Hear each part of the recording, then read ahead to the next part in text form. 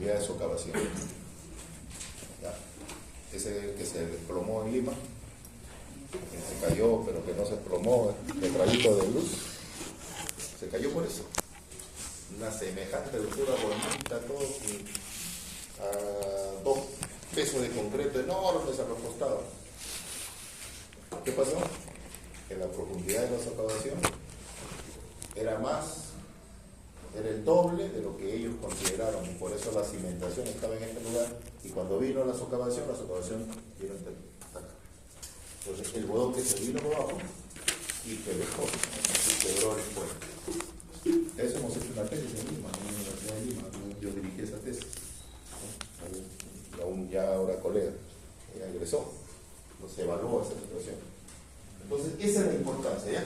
Que ustedes pongan atención en cómo se debe calcular. Yo les voy a enseñar aquí cómo se debe calcular, ¿no? Para no tener esos problemas. Y les voy a ir diciendo cuáles son los errores que he encontrado en los expedientes, ¿no? Para que vean cómo ustedes que se equivocan. Muy bien. Primero la base teórica, conceptual. ¿Qué cosa es la erosión? Es el descenso del fondo del cauce. Desciende el fondo del cauce y hay diferentes formas de ese descenso. A esta se le llama laminar, a este se le llama por surcos, ¿no? Esta sucede, ¿no? En suelos que son muy sueltos, ¿no? Y año a año ingresa el agua, o sea, el agua inunda y regresa, pero se lleva gran parte de la base del suelo. Entonces, esa es una de las tantas erosiones. Luego esta, ustedes recuerdan en hidrología, cuando viene la precipitación, el agua penetra, ¿no es cierto? Se infiltra y se procede al fenómeno de infiltración. Y el agua que se infiltra, o sea, suceden 2 fenómenos ahí. Uno es que se queda en esta capa que se llama la capa del subsuelo, ¿no? Hipodérmica, y el otro, la otra porción de agua va hacia abajo y se convierte en agua subterránea. Pero esta que queda aquí transita igual como la superficial, o sea, con la misma, como tiene la misma pendiente, y a veces ustedes la ven como manantiales. Pues se encuentra un agujerito por ahí y ese es el agua que sale como manantial. O sea, el agua del manantial es la misma agua superficial, pero que se ha infiltrado en esa capa hipodérmica. En cambio, el agua subterránea tiene doble filtración. Primero, doble proceso. Primero la infiltración y después se llama percolación. Después percola hacia más abajo y entonces necesitamos perforar por obtener esa agua subterránea. Entonces, este proceso sucede en la capa hipodérmica nomás, arriba. Y esos cerros que dicen que se mueven, ¿no? Todos los años reptan, ¿no? El agua ingresa y el cerro se comienza a mover. Entonces, esto es lo que provoca. Nos provoca este tipo de erosión. Y luego tenemos las cárcavas. ¿Alguien ha escuchado hablar de las cárcavas? Las cárcavas son hendiduras, ¿no? Hendiduras, claro, este es el cañón del Colorado, pues es la cárcava más grande que hay en el mundo, ese es el escándalo, ¿no? Pero nosotros tenemos en nuestro país cantidad de cárcavas, por si acaso, en todas las carreteras, todas esas pequeñas quebraditas donde colocamos alcantarillas y pontones y pequeños puentes, esos son cárcavas. Lo que pasa es que las cárcavas comienzan con deslizamientos verticales y pueden ir creciendo con el tipo de material que tengamos abajo y las precipitaciones que se pueden dar. Si las precipitaciones que han comenzado a cambiar, ¿no es cierto?, acá en nuestro país y en el mundo por el cambio climático, entonces eso va a provocar que esos cárcavas comiencen a crecer y a peligrar. Inclusive muchos puentes, pontones, badenes van a quedar colgados. Antes quedaban colgados, si ustedes han ido a algunas carreteras a las cabezadas, antes un montón de eso quedaban ahí colgados, porque el río a veces se ampliaba y la dejaba en medio. Ese proceso va a regresar. Esa es la mala noticia, que va a profundizarse.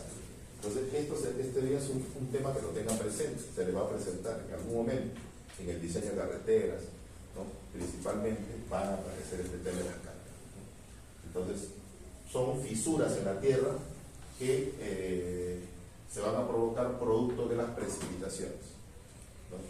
Entonces, estas hendiduras. Ahora, ¿cómo se pueden controlar? Existen los métodos que ustedes deben estudiar, en este caso son de geodinámica externa, se llaman, ¿no? Existen libros, teoría, cursos, mecrodinámica externa, donde nos enseñan a controlar, ¿no? Uno de ellos es el método de riflería, por ejemplo. O sea, colocar esos diques deflectores que hemos colocado en Kansas, que se llaman diques deflectores. O sea, son diques perpendiculares al flujo que los colocamos en forma de zigzag, para que cuando venga la reada haga esto. Y en ese esfuerzo va perdiendo velocidad y va perdiendo fuerza. Y gran parte del sedimento se va quedando. Entonces pasa el agua, ¿no? Cuando ya llega abajo, ya es agüita que la podemos controlar. Entonces, esa es una de las metodologías que usamos para que las cárcamas no continúen. Porque si usted no coloca nada, el hecho nomás de que la lluvia y la precipitación continúe, va a continuar el proceso de erosión y va agrandando la cárcama. ¿Y qué pasaría si tiene un pueblito aquí? Se lo va a llevar ese pueblito. Eso es lo que va a pasar. O si son echaderos de ganado, si son chajeritas, todo eso va a ir desapareciendo con el tiempo. Bueno, es otra forma de erosión. Y también finalmente tenemos la erosión de las riberas, que aparentemente, ¿no?, es como que si esto no se produce, ¿no? Porque uno va y mira y parece que el río está en el mismo sitio, pero eso no es cierto. Eso visualmente, si ustedes colocan un sistema de medición y van el siguiente año, cuando tengan la absoluta seguridad que ese sistema de control lo va a quedar muy atrás o va a quedar muy adelante, porque la ribera se mueve. Hay un proceso de... Es que el río es dinámico. Entonces el río excava, o sea, levanta el material en un lugar y lo va a depositar en otro lugar. Esa es su función del río. Eso no lo podemos controlar así nomás. Esa es su dinámica del río. El río es así. El río retira material de un lugar y lo coloca en otro.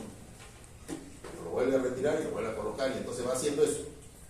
Por eso es que nosotros debemos ir calculando, o sea, estabilizando la zona para que ese proceso se produzca así, porque es inevitable, pero nosotros podamos calcularlo en un valor regular. Si ustedes ya hicieron el encauzamiento, entonces ya yo puedo calcular la erosión, socavación que se va a producir, vamos a suponer, si coloco un puente, que es el ejercicio que les voy a dejar, ¿no? ¿Cómo se calcula la erosión? Como todos los puentes se caen, entonces hay que aprender a hacerlo bien, ¿no? Cómo se calcula la erosión en ese puente. Pero primero hay que encauzar. Entonces primero hacemos el proceso de encauzamiento, encontramos el ancho estable y recién colocamos el puente y calculamos su socavación. Si no encauzamos, ¿qué va a pasar con la socavación? No va a ser el valor que ustedes están calculando, porque como todo va a variar, además de repente ni se produzca la socavación en ese lugar, de repente ahí se produce colmatación, al revés el proceso. Entonces, y eso se va a ver con los años, uno ve que el proceso se va a producir. ¿Qué más? Bueno, aquí. ¿Cómo se observa un proceso en la ribera? Si existiera algún derrumbe, porque va erosionando y genera deslizamiento, ahí recién ustedes se van a dar cuenta que sí, la ribera se ha comido por parte. Está avanzando en su proceso erosivo. Entonces ustedes quisieran controlarlo, ¿no es cierto? Porque de repente hay casas como la de la Costa Verde, ¿no?, que quieren controlar. ¿Se puede controlar? Sí, se puede controlar. Claro, la diferencia de la Costa Verde es que la Costa Verde no se produce por la erosión del río, porque abajo no hay nada, ¿no es cierto? Abajo está la carretera, la Costa Verde. Eso se produce por estabilidad de taludes, por lo que hemos estudiado. O sea, ahí está dentro, o sea, han colocado el peso dentro del círculo de falla. El círculo que ustedes calcularon, el aula. En esta parte alta, en el talud, ya ellos están en ese pedazo horizontal, ahí se han metido. No hay nada que hacer, ahí tienen que irse. O se van por voluntad propia, o el río, todo el cerro se lo va a jalar, y todos los edificios se van a ir abajo. Porque ya eso ustedes lo han estudiado, ¿no? Entonces saben que ahí está el círculo de falla, ¿no? Y entonces, si ese círculo va a fallar, esa es la lonja que se va a jalar. Entonces sería crónica de una muerte anunciada, ¿no? Para nosotros que ya hemos estudiado esta parte, sabemos lo que va a pasar. Ahí no necesitamos ya ser especialistas. Entonces, ¿cómo se controla? Ya sabemos también, hay que estabilizar. Hay que colocar estructuras, algunas medidas, para que el factor de seguridad se quede, pues, ¿no?, por encima de 2, 2.53. ¿Cómo van a lograr eso? Colocando algunos refuerzos, ¿no? O sea, en la parte baja, en la parte media, en la parte alta. Todo eso se puede lograr. Entonces, eso es lo que hay que hacer. Van ustedes, hablan la clase nomás en la televisión y van a saber que lo contratan. Porque esa es la solución. ¿Han escuchado a los especialistas de economía que hablan ahí? Nadie habla lo que debe decir realmente, lo que está pasando ahí. Pero eso que hemos hecho en clase es lo que está pasando y esa es la solución. Entonces, bueno, vamos a la parte interesante, a calcular la socavación. ¿Es igual socavación que erosión? ¿Cuál es la diferencia? No sé, un día lo tengo. A ver, ¿quién tiene alguna idea? ¿O es lo mismo? Es lo mismo, ¿no es cierto? La erosión es el proceso general y la erosión puede ser por varios fenómenos, inclusive por el eólico. ¿Llegaron a conocer ustedes la catedral? ¿Alguno de ustedes? ¿En Paracas? ¿Al pie del mar? Por foto nomás ahora. Por foto nomás porque con el terremoto se cayó pues la catedral. Era una estructura que estaba al costado del mar, el agua entraba, ¿no? Era una roca, una formación rocosa enorme, más grande que esto, y arriba era como una cúpula, así que la cúpula de la iglesia, pero todo formación rocosa, y se soportaba en este lado y en este lado. En 3/4 partes más o menos se soportaba, y el agua entraba, tú podías estar ahí, te bañabas, una piscinita, ¿no? Pero en el sismo se cayó todo. Ahora solamente se ven las dos casquillas de acá nomás, los casquillos de acá. Bueno, eso es formación eólica, o sea, es erosión, pero por viento. Por lo tanto, el proceso de erosión es un proceso general, que puede ser por varios factores. Pero la socavación es erosión por el agua. Esa es la diferencia, ¿ya? Cuando hablamos de socavación, es erosión hídrica por efectos del agua. Esa es la definición, ¿ya? Esa es la diferencia. Entonces vamos a calcular la socavación. ¿Ya? Vamos a calcular la profundidad de socavación. Para eso vamos a plantear el método de Leishman-Lebediev, que se fundamenta en el equilibrio entre la velocidad general de la corriente y la velocidad erosiva, que le llamamos velocidad media crítica, y que tiene como datos básicos los datos físicos, siempre que hemos estudiado eso, los datos hidrológicos y hidráulicos, o sea, el caudal de diseño, y los materiales, o sea, su granulometría de causa. Fíjense que siempre se van a repetir los mismos factores, ¿no es cierto?, para calcular, y Leishman-Lebediev hizo lo mismo, ¿no? Este esquemita está en el libro de hidráulica fluvial del doctor Rocha. El doctor Arturo Rocha donó para la eternidad, para todos nosotros, sus libros.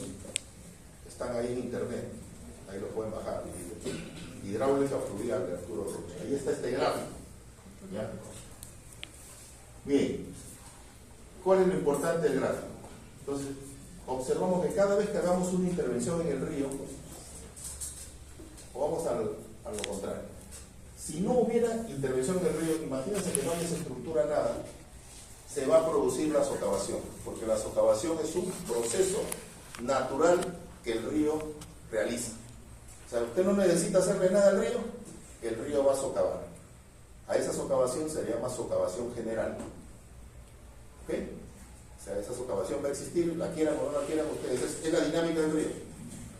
Pero si ustedes le meten una obra, aunque sea un murito chiquito, va a haber una socavación adicional, que se llama socavación local.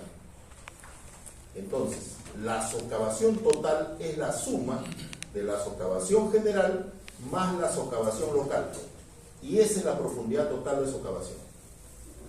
Entonces ese es el primer error que cometían nuestros colegas en los expedientes antiguos, y bueno, algunos todavía subsisten en el error. Calculan solamente la socavación local y se olvidan de la socavación general, porque como esa socavación es por la dinámica del río, dicen, no, pues yo voy a hacer un puente, entonces calculo la local, y que esa es, y por eso se le queda colgado y se le cae.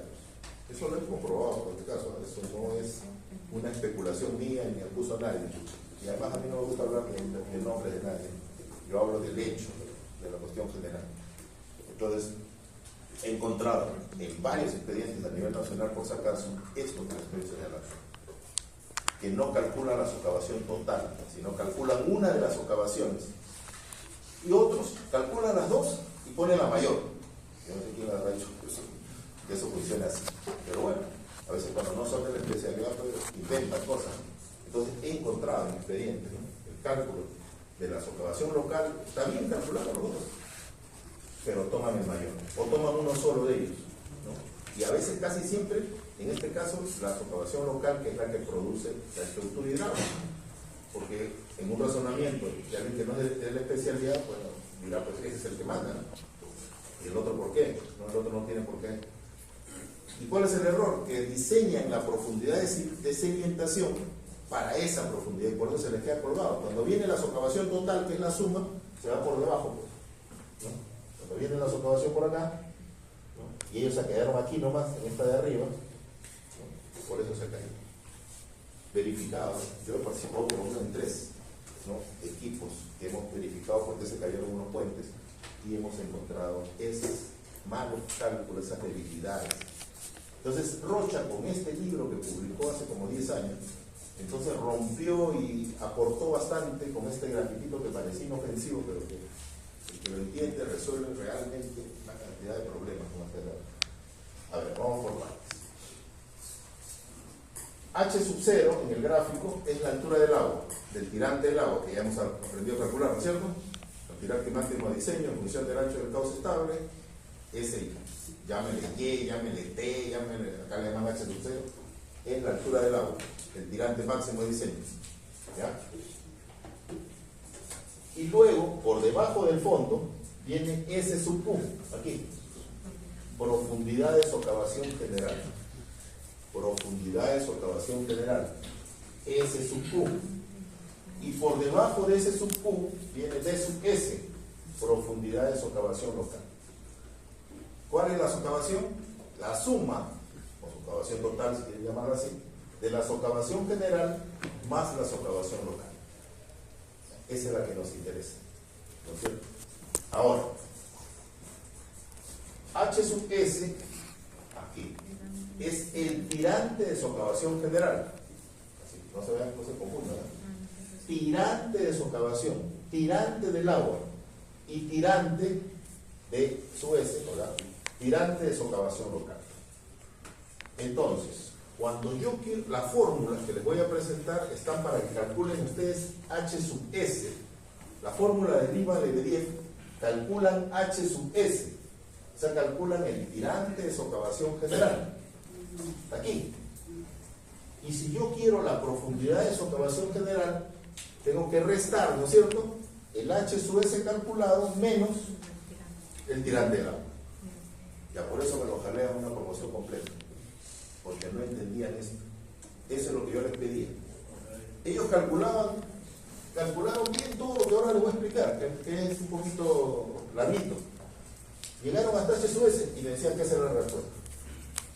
Y yo, ¿qué cosa les preguntaba? Yo les preguntaba la profundidad de socavación general. ¿Qué cosa es H sub S? El tirante de socavación general.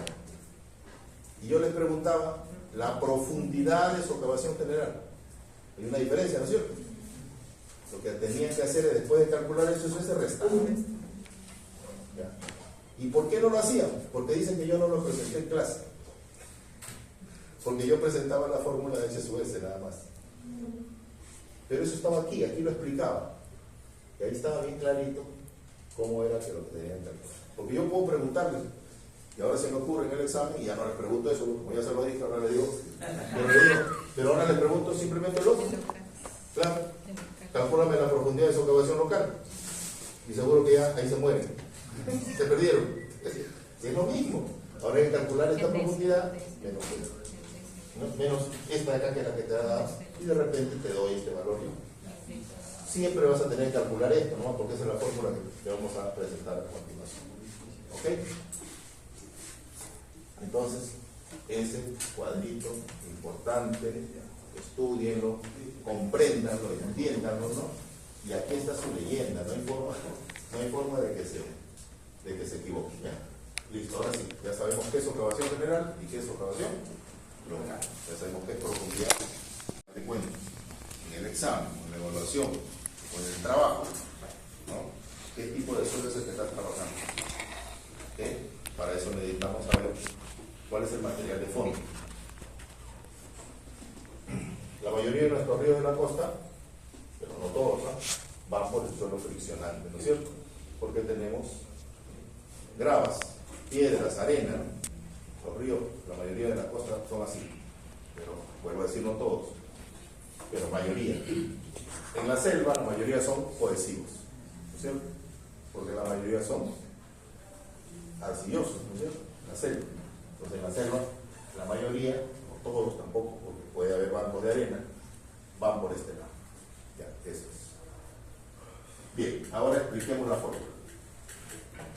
Comencemos por el suelo friccionante. H sub S es igual a alfa, ¿no? Alfa, acá está alfa, que es un coeficiente de sección. Alfa es un coeficiente a calcular, un coeficiente de sección. H sub 0 ya hemos dicho, ¿qué cosa era? Tirante. Después del agua, ya que ese ya viene de datos, no sé si lo hemos calculado en la primera parte. Elevado a 5 tercios entre 0.68 por beta. ¿Qué cosa es beta? Otro coeficiente a calcular. Coeficiente que depende del periodo de retorno. Toda la obra hidráulica se calcula para un periodo de retorno. ¿Estamos de acuerdo o no estamos de acuerdo? ¿Y de qué depende el periodo de retorno?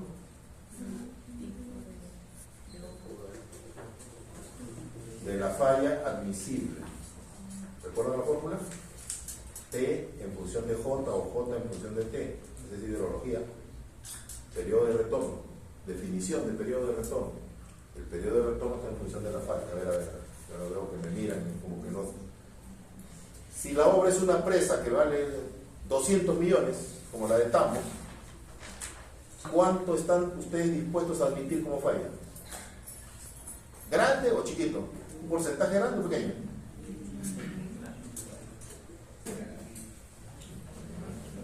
A ver, razonemos. En una obra que me cuesta 200 millones y que puede morir un montón de gente, si se rompe, ¿cuánto estarían ustedes dispuestos a admitir de falla? El porcentaje de error o de falla. Mínimo. ¿Grande o pequeño? Mínimo. El menor posible, pues, el menor posible, ¿no es cierto? Y en la fórmula del periodo de retorno, si la falla admisible es pequeña, es inversamente proporcional. Entonces, ¿cuánto saldrá el periodo de retorno? Grande. 500 años, que es lo que diseñamos casi siempre una presa, 500 años. Una alcantarilla acá en la entrada de la ciudad universitaria, o acá al costadito de este basural que hay al costado, se rompe. ¿Cuánto de falla cuánto ustedes pudieran admitir? Máximo. Hasta 60% admitiría yo. ¿Por qué? Porque si se rompe no pasa nada, nadie se va a morir ni nada va a pasar. Entonces, con una falla admisible alta, ¿qué va a pasar con el periodo de retorno? Por eso es que diseñamos las alcantarillas con periodo de retorno de 10 años y hasta de 5 años, no pasa nada. Así es como se define el periodo de retorno en función de la falla admisible. Pero siempre y cuando tengamos como constante la vida útil, ¿no? La vida útil. Y el manual del MTC de hidrología y drenaje nos da un capítulo completo de esto que yo estoy hablando. Porque ustedes no se acuerdan en algún momento y tienen que busquen el manual de hidrología y drenaje del MTC, ahí está cómo calcular el periodo de retorno. Y el periodo de retorno, vuelvo a decir, no es igual para todos. Por otros ejemplos que les estoy dando, depende del tipo de obra hidráulica. ¿Y por qué depende del tipo de obra hidráulica? Porque la falla admisible es diferente para cada caso. Esa es la respuesta. ¿Ya? Por eso es que este coeficiente beta está en función del periodo de retorno. Entonces, si ustedes no saben calcular el periodo de retorno, entonces no van a poder entrar a calcular beta, ¿no? Tienen que primero determinar el periodo de retorno del puente, por ejemplo. ¿Cuánto? Deben ir a ese manual del MTC y ahí va a aparecer cuánto puede ser el valor para un puente, qué periodo de retorno, cuánto es el valor admisible de falla que yo tengo. Sigo. Mu. ¿Qué cosa es mu? Coeficiente por contracción. Cuando nosotros colocamos un puente, tiene apoyos intermedios y el flujo se contrae para pasar por cada parte, ¿no es cierto? Ya eso está medido en este coeficiente de contracción mu. Luego tenemos phi. phi aproximadamente 1, por lo tanto no se calcula, y d sub m, que es el diámetro medio, que ese es el diámetro medio del material de fondo. Se supone que nosotros previamente hemos sacado el material, llevado al laboratorio, calculado la curva granulométrica y con eso hemos calculado el diámetro medio. Por lo tanto es un dato. Así como el caudal, que lo calculo previamente, caudal, velocidad, diámetro medio, tirante, todo eso ya lo tengo. Entonces lo que debo calcular aquí es alfa, beta y mu. Y finalmente todo esto está elevado a la 1 entre 1 más z, que es lo mismo que decir 1 entre 1 más x para la fórmula. Ese sería el cuarto elemento a calcular. Es x o z, como quieren llamarlo, ahí lo puse, z igual a x, es lo mismo. Ya, ese también hay una tabla para calcular eso. Vamos a calcular. Primero comencemos por el coeficiente de contracción. Mu. Para calcular el coeficiente de contracción ustedes deben tener impreso este valor, esta tabla. ¿Ya? ¿Cómo funciona? Aquí en la primera columna del lado izquierdo, la velocidad media en metros sobre segundo. Se supone que ustedes lo han calculado previamente, tienen el tirante y tienen la velocidad media por Manning-Stryker, pero vamos a suponer que no lo hicieron, no lo tienen en este momento, no se acuerdan. Entonces para eso les he colocado este cuadro de valores de velocidades en función del material. Entonces, lo que sí es seguro es que ustedes sepan qué tipo de material de fondo hay. Entonces, si vamos a suponer que ustedes tienen arena gruesa, ¿no? Entonces aquí esta tabla les da para la arena gruesa el diámetro medio que pueden asumir es 1 y la velocidad media 0,55 metros sobre segundo. Si el material que tienen es piedra mediana, por ejemplo, 25 milímetros el diámetro medio y 1.4 la velocidad. Esta tablita es de la cooperación internacional, que la utilizamos para esta metodología y que fue presentada en un libro mexicano. ¿Ya? Entonces, de ahí. Entonces, para el caso, ustedes pueden recurrir, si les falta alguno de estos dos datos, pueden recurrir a la tablita, sabiendo el tipo de material. El tipo de material sí va a ser un dato. Listo. Entonces, vamos a saber la velocidad media, por supuesto. Vamos a suponer que era 1, dije, ¿no? Arena gruesa 1, acá tenemos 1. Y ahora debemos ubicar luz libre entre dos pilas en metros, entre dos apoyos. Entonces, se supone que el puente, si no tiene ningún apoyo intermedio, entonces medimos de la cara interior a la cara interior. Esa sería la luz interior para un puente de un solo tramo. Vamos a suponer que sea 22 metros. Entonces venimos acá está 21, interpolamos, ¿no es cierto? Y generamos para 22 metros. Pero no necesitamos hacer todo, simplemente acá, como ya sabemos que la velocidad es 1, aquí. Pero como ven ustedes, la variación entre 21 y 25 no existe, por lo tanto no hay que hacer ninguna interpolación, 0,99. Listo. Y ya tienen el coeficiente. Ahora, ¿qué pasa si ustedes agarran un puente que tiene varios tramos? O sea, que sí tiene apoyos intermedios. Vamos a suponer que tiene dos apoyos. O sea que hay tres tramos, ¿no? Con dos apoyos. Dos apoyos extremos y dos intermedios. Y miden ustedes, bajan al puente, miden, igual de cara a cara interior, y los valores son distintos. Aunque en el plano diga que son iguales, ustedes van a ir a la otra y van a ver que no va a ser igual. Casi siempre son distintos y difieren hasta de 1 metro, 2 metros de distancia, por si acaso. Entonces, ¿qué hacemos ahí? Tomamos el mayor. ¿Ok? ¿Está claro? Toman el mayor tramo y con ese viene aquí. El mayor es 25 metros. Listo, 25, 1, 0, 99. Ya, entonces con eso resuelven cualquier caso que se les presente. Toman el mayor de todos los tramos, pero hay que medir todos los tramos para ver cuál es el mayor. ¿Sí? Listo, ya tenemos el primero. Vamos al segundo. Vamos a calcular alfa, y quizás es el que donde hay que ir un poco más despacio. Este coeficiente alfa dijimos que es un coeficiente de sección. Y este coeficiente alfa depende de esta fórmula, básicamente. Esta no, esta de aquí. Caudal de diseño, se supone que viene de dato, entre H sub m, que es la profundidad media en el cauce elevado a la 5 tercios por B sub E, que es un término nuevo, que se llama ancho efectivo. Y ahí es donde hay que ponerle la puntería. ¿Cómo calcular el ancho efectivo? Porque calcular el caudal es dato y H sub M es el área de la sección transversal entre B sub E. Por lo tanto, HM está en función de B sub E y tengo que calcular B sub E. Por lo tanto, todo se reduce a centrarme en cómo calcular ese ancho efectivo, que tiene varias formas, ¿eh? Varias formas. A ver, vamos a la primera. Para eso me voy a auxiliar de otro gráfico del mismo libro de Roche, ¿no? Que determina cómo calcular B sub E. B sub E se llama ancho efectivo y es el ancho del cauce natural descontándole las obstrucciones. Esa es la teoría, esa es la definición teórica. Descontándole las obstrucciones.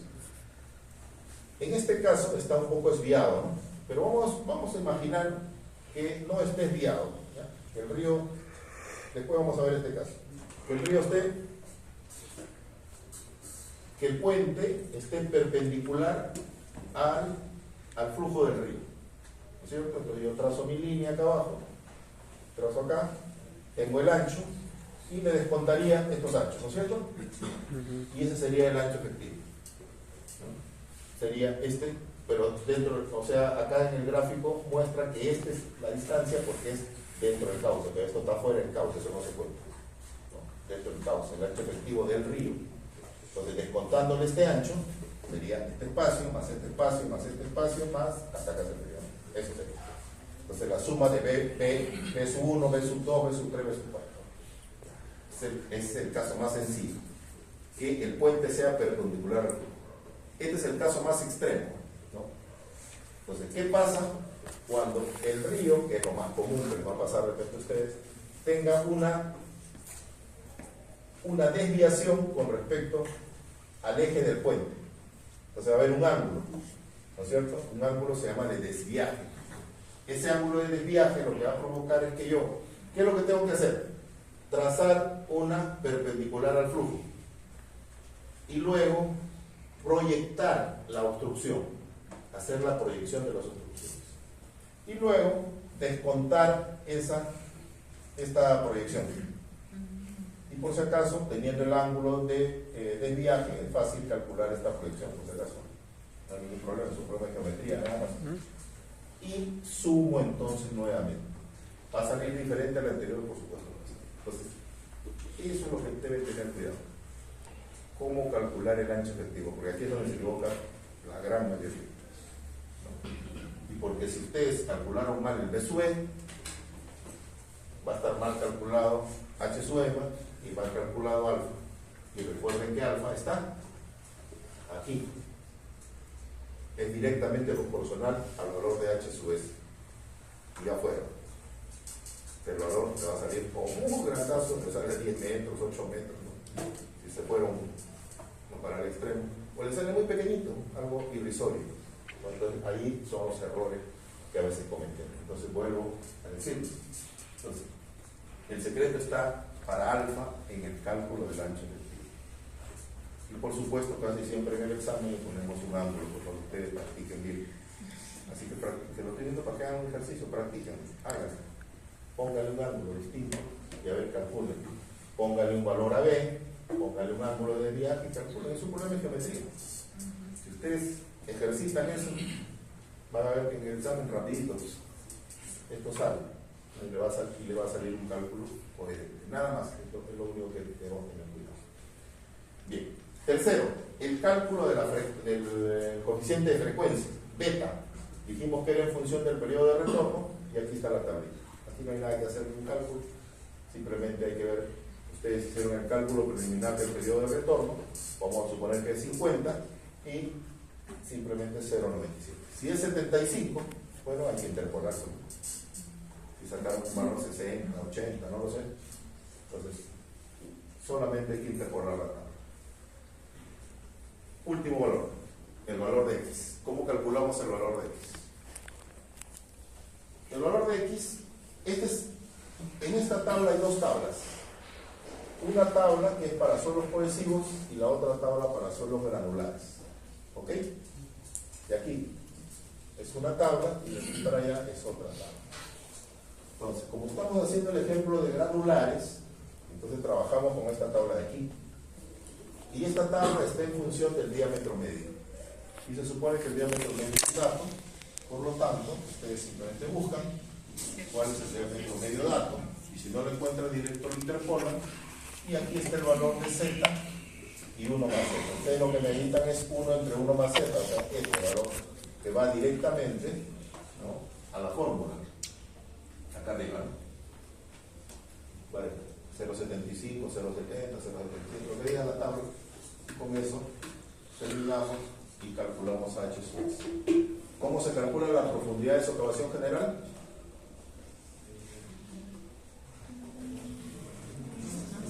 Restando este H sub S menos H sub 0. H sub 0. Esa es la respuesta.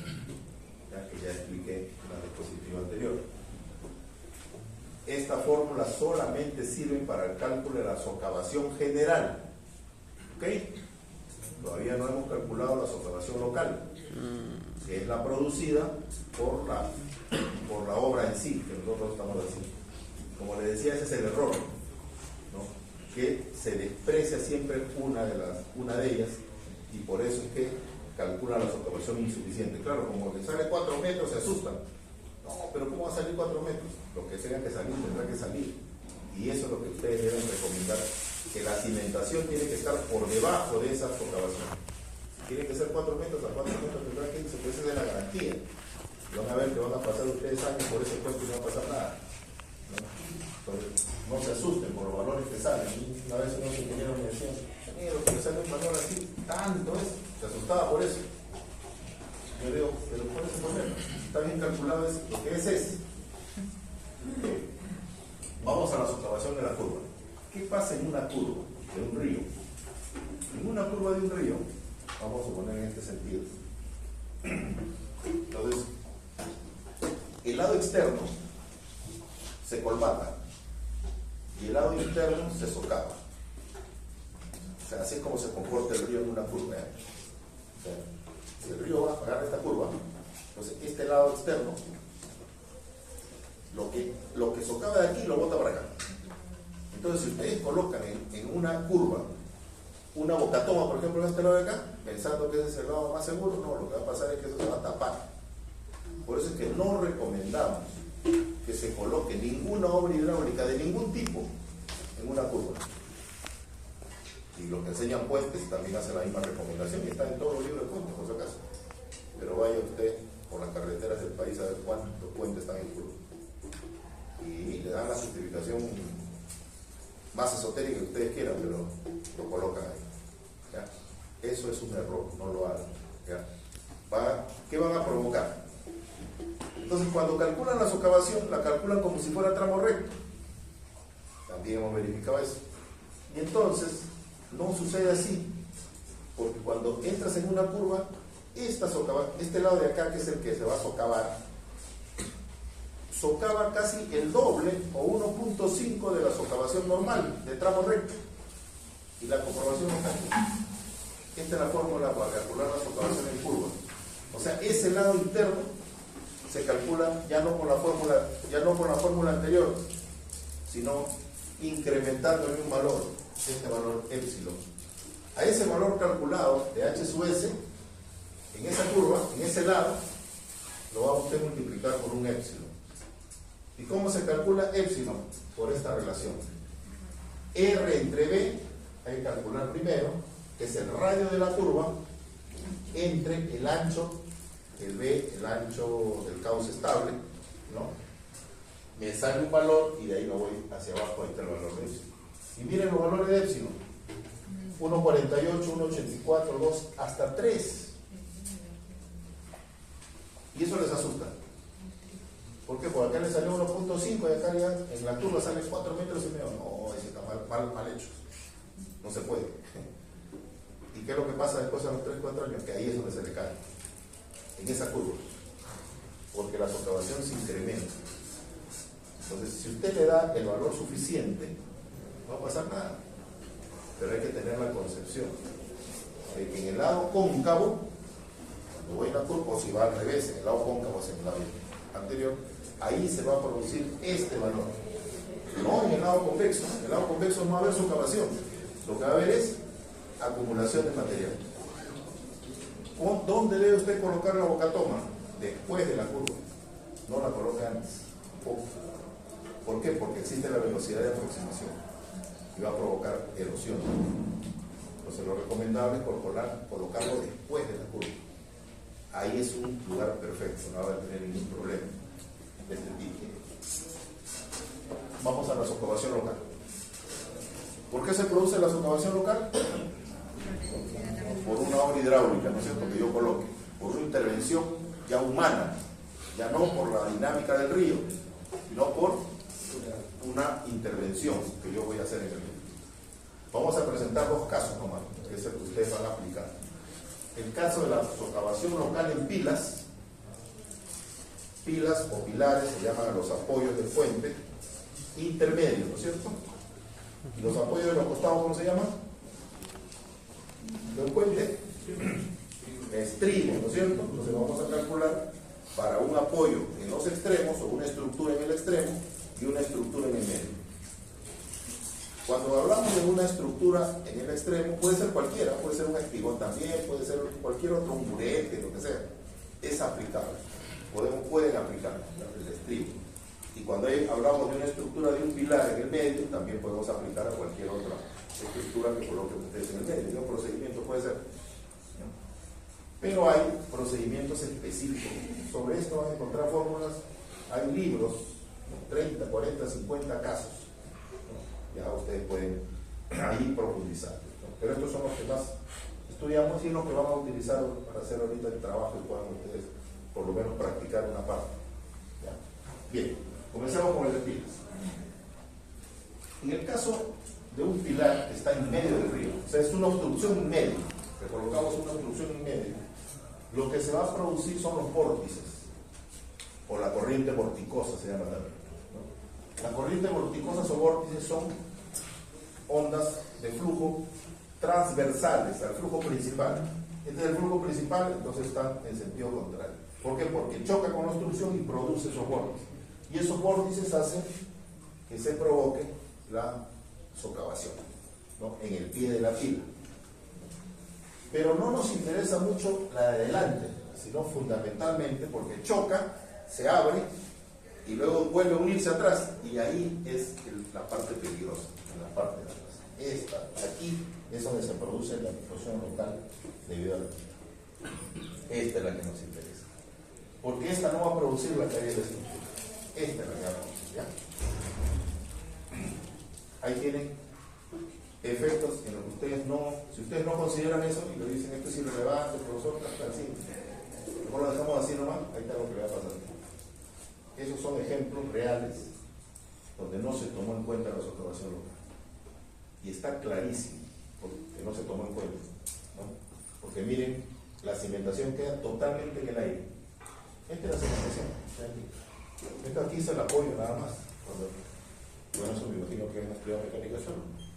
Cuando nos garantiza el suelo una platea de fundación estable, entonces yo coloco pilotes, ¿no es cierto? Hasta 5 pilotes hasta encontrar el suelo firme. Y sobre eso yo coloco mi losa. Y lo seguiré ahí por otra arriba. ¿Cierto? Entonces, esto no juega. Este es el tema. ¿Por qué descendió? ¿Por qué descendió? Tan escandalosamente te puedes equivocar. ¿Ah? Porque se supone que el suelo está por aquí, ¿no? Y el tirante del agua por acá. O nunca lo calculó. ¿Qué dicen ustedes? Planchó nomás de un expediente al frente de la UNI. Okay. Entonces, pregúntense, ¿qué pasa aquí? Este es antiguo, pero este es nuevo. Este foto es nueva. Esta es una estructura nueva. Somos espectaculares calculando el puente, la parte estructural, modelamos, setup, SAP, somos buenazos. Pero no se cae por eso. No se va a caer el puente por eso. El delito se va a ir, ¿no? Por un mal cálculo de la socavación. porque no quisimos hacerle caso al profesor Giraudo. Nos pusimos a conversar por el chat, a chatear ahí por internet, ¿no? Y no le hicimos caso. Entonces, ahí me va a pasar esto. Así va a quedar su inventación. Esto de aquí, ya esto se está a punto de caerse, ¿verdad? Ya ustedes saben, igual va a pasar como se vaya. Lo que pasa es que eso comenzaba recién. El flujo, la velocidad. Ahora sí me imagino que habrán escuchado la alerta, empezar por el miedo del tsunami, ¿no? ¿Cuál es el problema del tsunami? Cuando llega a la costa, ¿cuál es el problema? ¿Por qué le debemos tener miedo? ¿Cuál es el efecto que hace el tsunami? Es que llega, no es la altura del agua, porque puede ser 1 metro más de agua, pero llega con una velocidad que te arrasa. Y te arrasa para acá y después te jala. Y te lleva. Esa es la velocidad del flujo. El flujo de erosión rosa, erosiona y te lo carcome, ¿no? En una avenida puede carcomer toca el fierro y ya fue. Hasta ahí no llega. Ya se vino abajo. Todo esto se viene para abajo y hay que desmorderlo. Si es que no toman las medidas, por supuesto, porque pueden ver. Hay que recalzar, se puede tú mismo montarlo todo y volver a reforzar. Bueno, hay que hacer un montón de cosas también. Se puede encajonar, pero es un montón de plata ya, ¿no? Pero es mejor que toda la estructura se caiga, porque ha costado millones seguramente. Igual acá.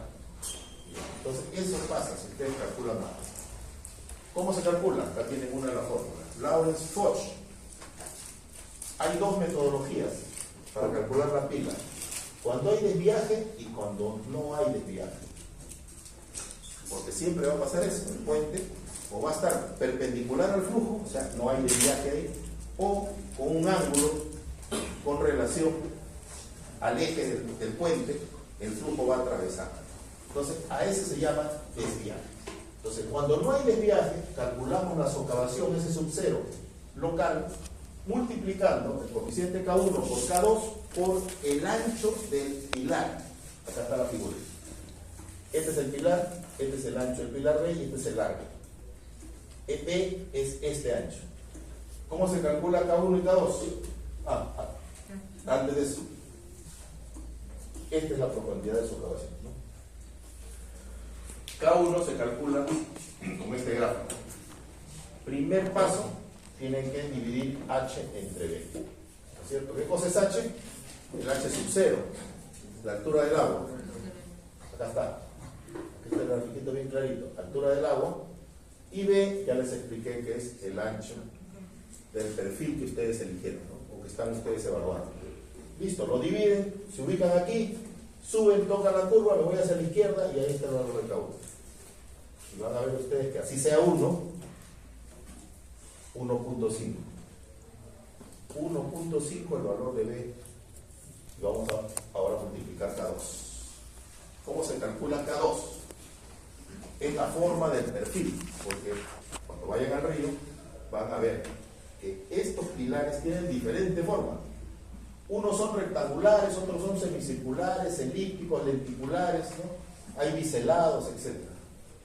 Entonces aquí tienen varias formas y si no, busquen en la bibliografía, hay más tablas así como esta para la forma que de repente aquí, acá están las principales, pero de repente hay una que yo no he verificado, pero existen más tablas, ¿ya? Las más comunes, ¿cuáles son? Esta, la lenticular, la rectangular y esta semicircular. Estas son las 3. No elíptica muy poco eso.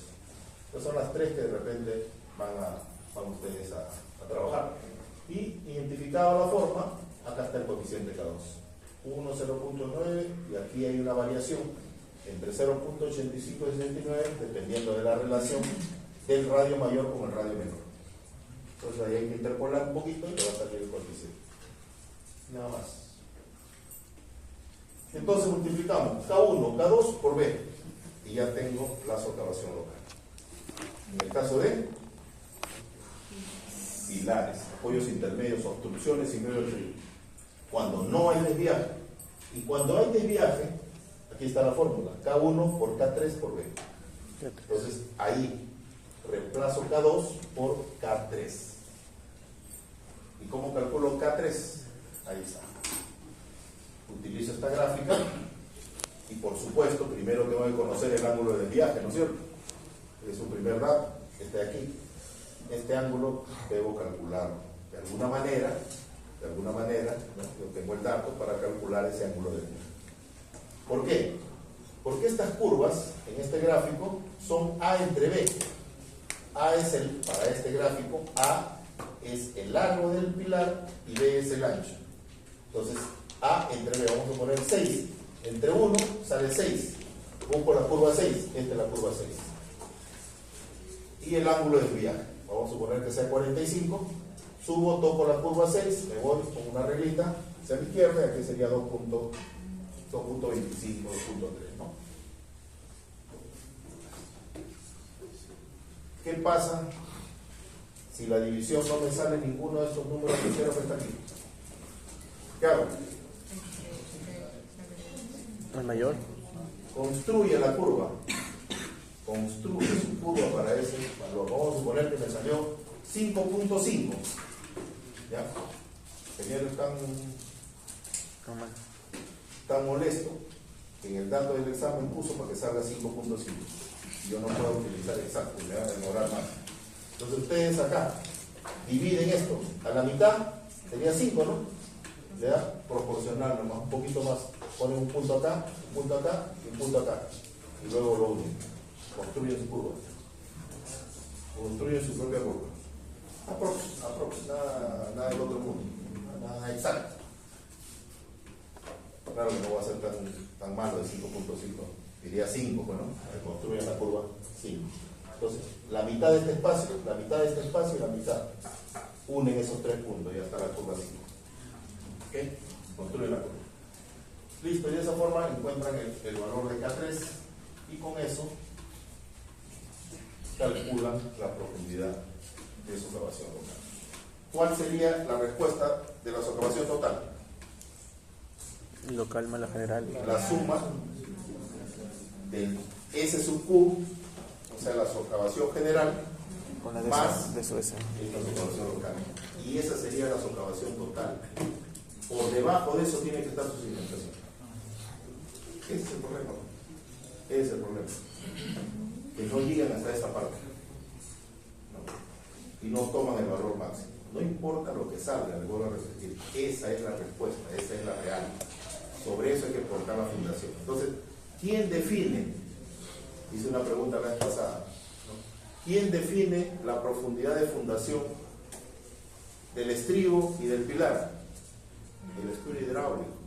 Nosotros somos los que definimos. En el expediente hidráulico, ahí tienen que estar estos cálculos. Por si acaso, ahora el GECRAS lo hace.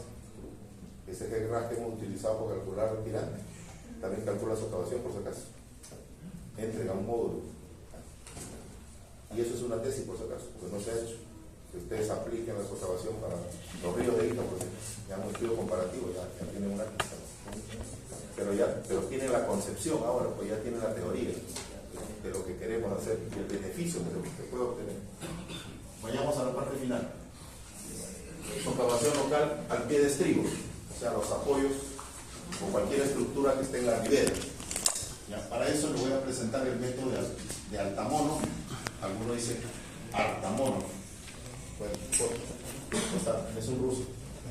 Altamono. Es un ruso. ¿Qué nos dice Altamono? Altamono nos dice que la socavación local por estribos o por estructuras en las riberas se determina multiplicando cuatro valores, 3 coeficientes y un valor. El P sub alfa o P sub A, P sub Q, P sub R y la altura del agua, H sub 0.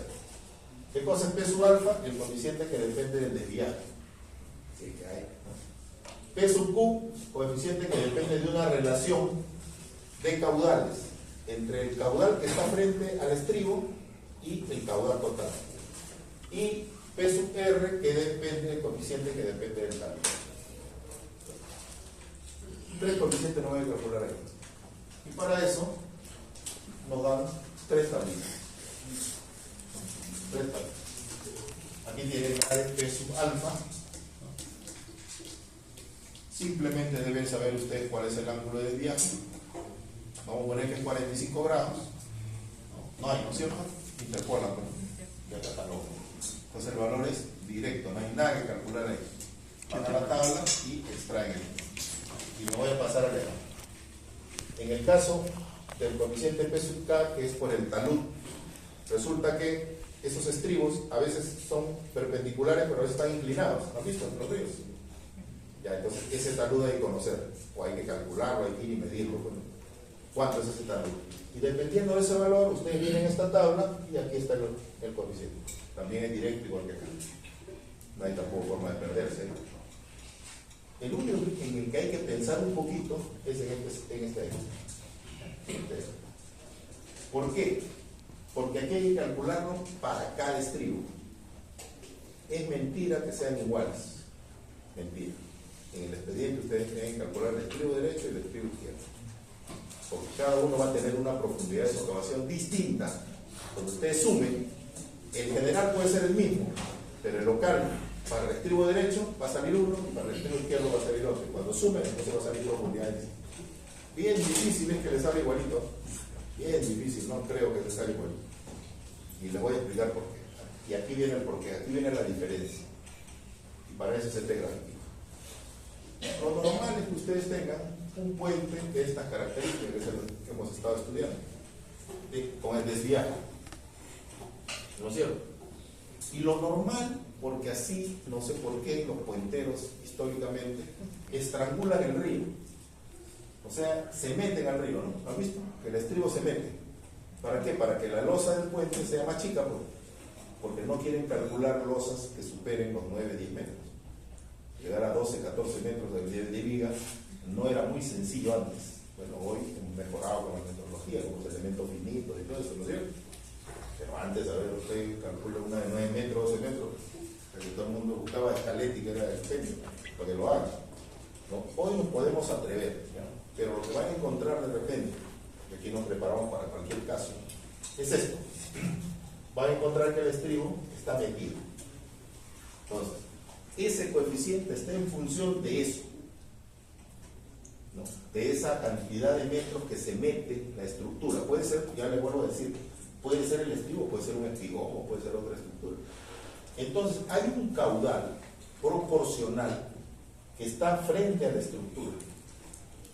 ¿Ok? Aquí. Eso es imaginario, sino que el método determina un coeficiente en función de qué porcentaje de caudal, de acuerdo a la intromisión que tiene el estribo. Entonces, si por aquí pasa Q, que es el total, que yo lo tengo, ¿no?, como dato, entonces yo ahora quiero saber en función de cuántos metros ingresa cada estribo. Si esto tiene 20 metros, vamos a suponer 20 metros de ancho, ¿no?, dato que conozco, entonces, y acá entra 5 metros y aquí entra 10 metros, por decirlo. Entonces, ¿cuánto de caudal proporcional hay frente a 5 metros de los 20 totales? Nada más es un razonamiento de esa naturaleza. ¿Cuánto sería? ¿Cuánto sería el coeficiente? 30. 25. 5, 20. ¿Cuánto sería el coeficiente? 25. 5 entre 20. ¿Cuánto es? ¿Cuánto?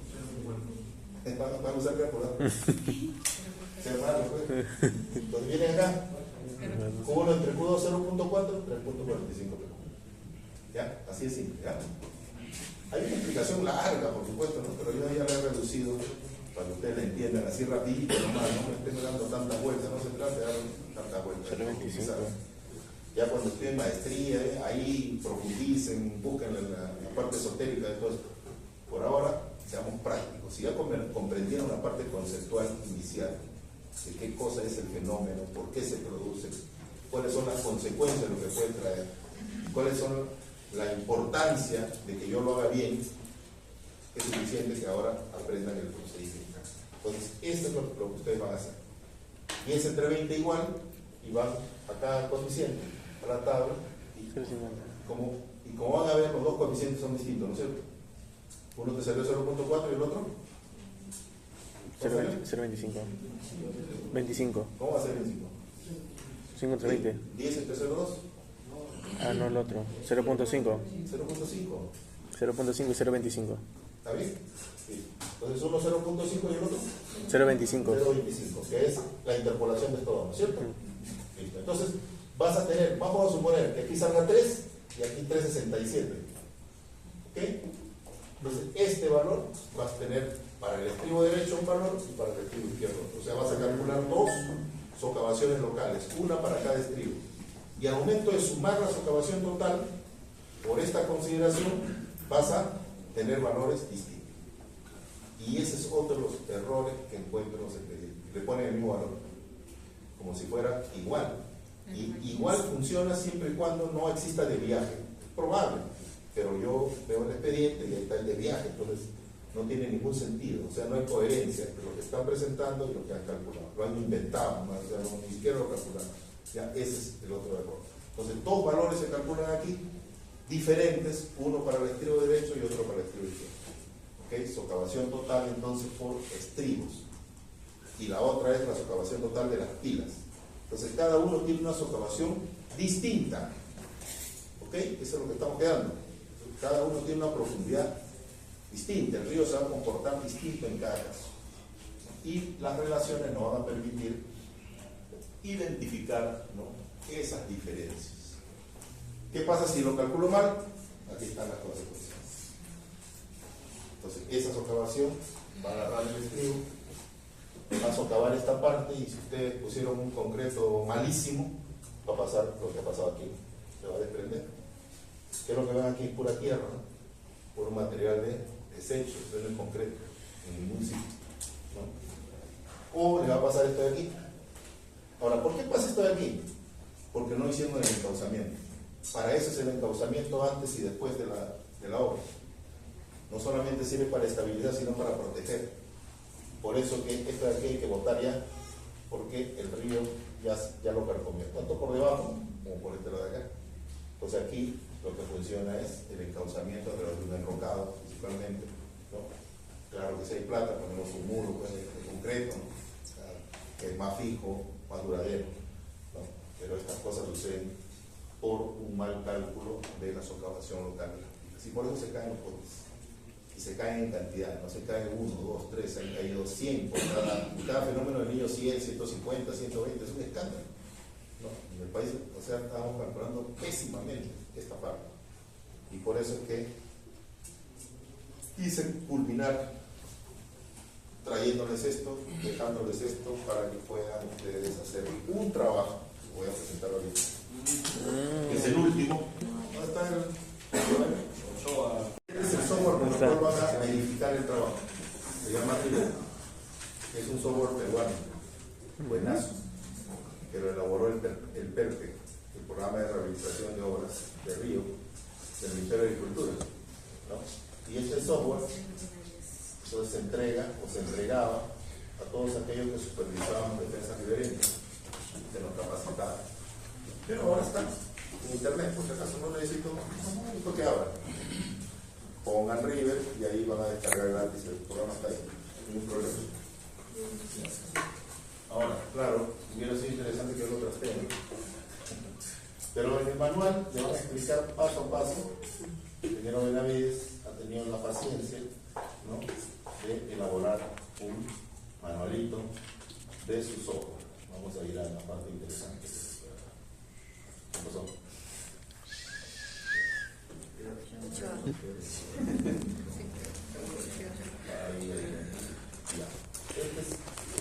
Esta es la pantalla principal. Tiene estos menús desplegables y aquí tienen una ayuda inimaginable para ustedes. Aquí pueden calcular ese cabal de diseño que no aprendieron ideología. Aquí lo pueden calcular. Pero no crean que hay que leer un poquito, pues, ¿no? Hay que leer. O sea, si el software le va a ayudar un montón. Calcula por el método probabilístico, por Ham, por Gamble, por Log-Person 3. Y hay otro tercer.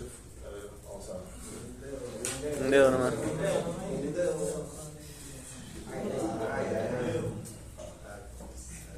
El ejercicio, creo.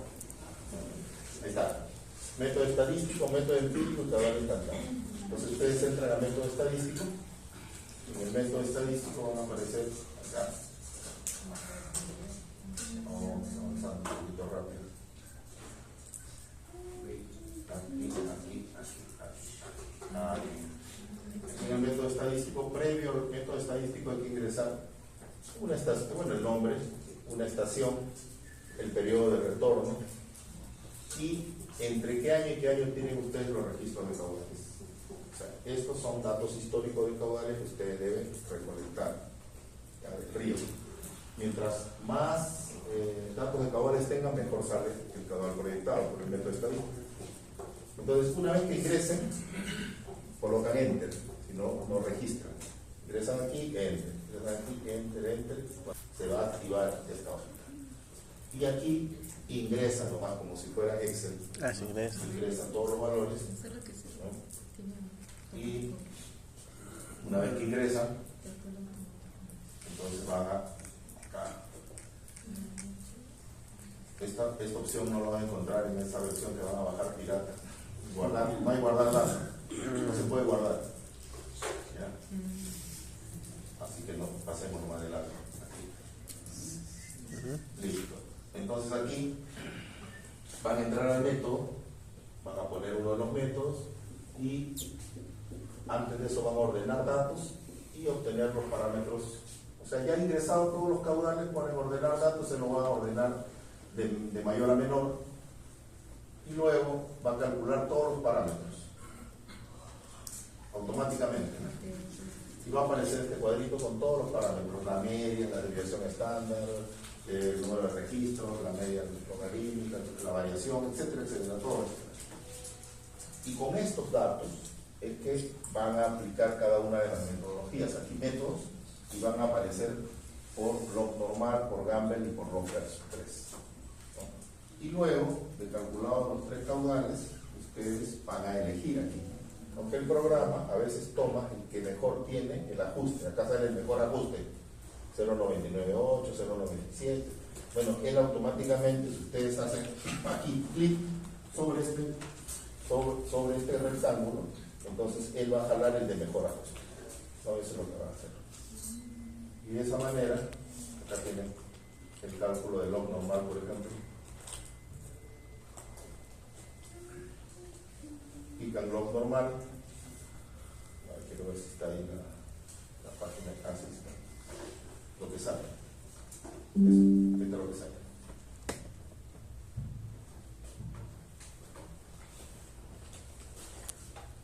Inmediatamente ponen calcular y van a salir todos los datos y todos los registros y esto es lo que nos interesa, el caudal de diseño. Y por supuesto va a salir su curva. Y esta curva pueden extraerla, si estuvieran haciendo un expediente, y colocarla en el expediente y aplicar la parte de los. O sea, es exportable, todo lo que encuentran aquí va a ser exportable. Y así pueden hacer con los tres valores, como le digo, pican aquí en código de diseño y le va a salir el de mejor ajuste. Y este es el valor con el cual ustedes van a trabajar su defensa ribereña, su dique y cualquier otro de los, la socavación también calculan.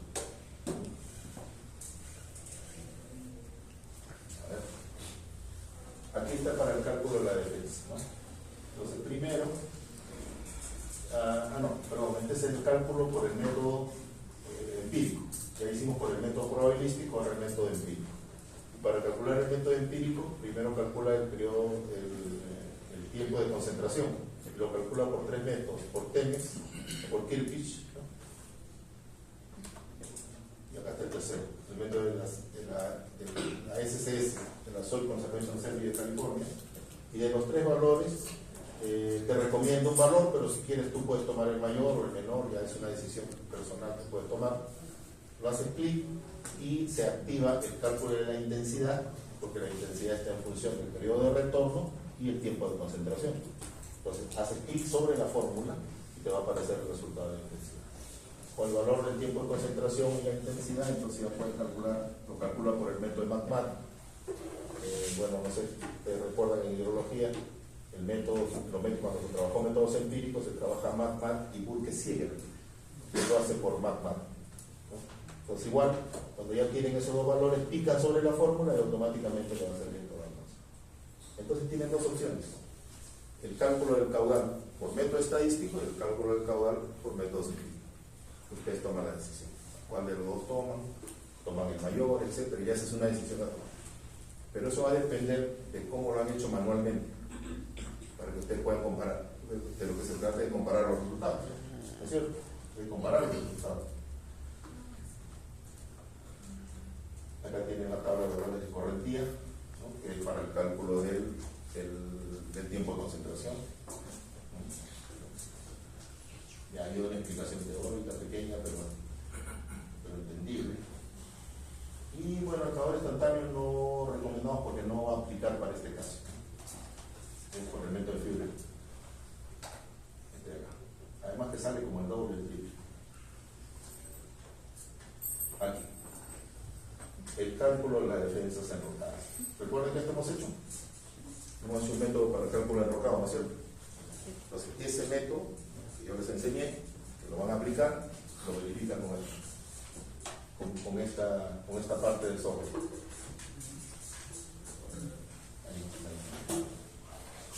Entonces, y van a trabajar solo laterales, porque espigones es perpendiculares, ¿no?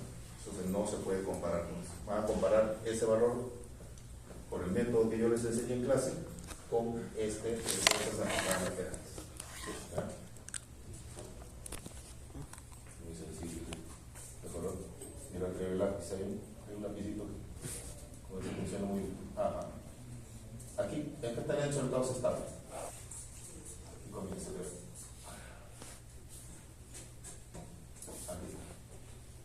Entonces, para el cálculo del ancho del cauce estable hay varias metodologías aquí. La primera es una recomendación práctica, la segunda un método de Petit, porque yo le decía que hay otros métodos, el de Simon Henderson que nosotros hemos hecho, ¿no? Ahí están. Tiene recomendación práctica, método de Petit, Simon Henderson, Blaise Altuni, que también hemos hecho, y el método de Manning-Strike. Entonces, cada uno ingresan los valores, hay que marcar simplemente qué opción es la que corresponde, y machucando la fórmula automáticamente le va a salir aquel resultado. Luego hay que tomar una decisión, que ya hablé sobre esa decisión que ustedes van a tomar. Si toman el mayor, si toman el menor, ¿qué va a pasar? Entonces ahí hay que tomar una decisión. Y la parte final de la verificación termina. Estaba una de las partes que yo ya hice en el cálculo. Aquí está. Entonces, inmediatamente terminan ustedes de calcular el ancho del cauce estable, se le va a activar estas dos ventanas. Una es para calcular la parte geométrica de la sección del cauce, que se supone que tienen datos. Ya van a tener el B, que es el ancho del cauce estable, con este valor y el talud, le va a salir a ustedes el tirante automáticamente, que es el dato fundamental. Y acá en el centro, ahí está el método de Lyman-Lebedev para el cálculo de la socavación. Hay para tramo recto y para curva. No sé cuál sea el caso que tengan ustedes. Y hay para material cohesivo y material granular, ¿no? No cohesivo es granular y cohesivo es el segundo método. ¿Qué fórmula de las dos ustedes van a aplicar simplemente ahí? Y se van a activar acá los valores. Una vez que se activen los valores, entonces, de acuerdo a los datos que ingresa aquí usted, el diámetro medio para el caso no cohesivo y el radio de curva, presiona sobre este rectángulo rojo y le van a salir los valores del cálculo de aproximación automáticamente. Ahora hay una fórmula que ya les he explicado. En el momento están las tablas. Todo esto está subido por si acaso. Y entramos finalmente al diseño preliminar de la defensa, ¿no? Aquí. Entonces aquí ponemos un ancho de corona, una altura del dique, la altura del rocado. Aquí la alternativa simplemente en base a los datos aquí calculados. Ponemos continuar y nos va a llevar a esta última que leer esa teoría un poquito para poder entender qué es lo que estamos haciendo aquí. Estos son métodos alternativos, como yo les comenté, a los que yo les he hecho en clase para el diseño de enrocados. Este es el de Maynard y este es el de Iswas. Pero ya, ¿por qué quiero que lo hagan? Para que ustedes vean, esto hacía agricultura antes. lo sobredimensionado que sale con respecto a lo que le va a salir con el método que yo les he enseñado. Para que lo vean. Y van a ver cuánto va a ir saliendo. Entonces, una vez que llenaron todos estos datos de acá arriba, pican nomás encima de Miner y le va a salir automático. Pican encima de ISO, se le va a salir esta fórmula, pican encima de la fórmula y le va a salir el valor. Y luego ustedes pueden, le va a dar un promedio y ustedes seleccionan cuál es el valor. Este es el espesor del enrocado. Y le va a salir también los valores si pasa al deslizamiento o al volteo. ¿No? Este para el tramo recto y este para el tramo en curva. Uno se hace separado, primero uno y después el otro. Se hace aquí, procesado. Ahí va a salir tramo recto, tramo en curva. No sé si al final sale el dibujo, sí, dice. Este es lo último que le va a salir. Así debe salir. Ya están los valores, ahí está el promedio, debe salir que es estable, tanto deslizamiento y volteo. Ahí está, el gráfico en recta y el gráfico en curva. Todo es portable, pueden sacarlo, todo, sin ningún problema, colocarlo en algún trabajo. No se acostumbren a usar los software. ¿Por qué? Porque hay que hacerlo primero a mano, hay que verificar cómo les sale.